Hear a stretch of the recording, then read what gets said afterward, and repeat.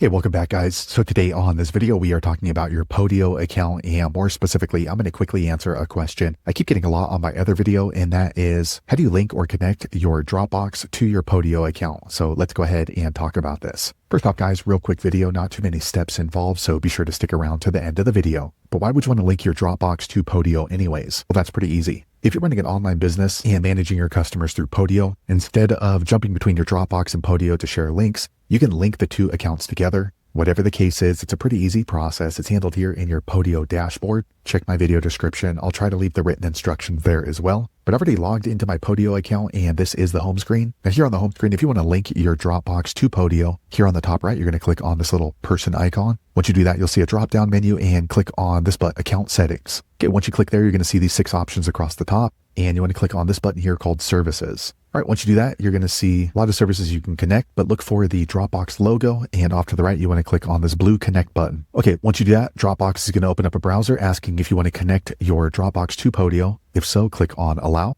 right, quick second later, the page refreshes. Now you can see my Dropbox is connected to my Podio. The button color on the right has changed to white from blue. So there you have it, guys. If you're wondering how to link or connect your Dropbox to Podio, that's the easiest way I know how to do it. If you know an easier way, be sure to leave a comment below. Let the rest of us know how you did it. Hopefully you found that video useful. If so, click thumbs up or maybe consider subscribing to my channel, and I hope to see you on the next video. Thanks again for watching.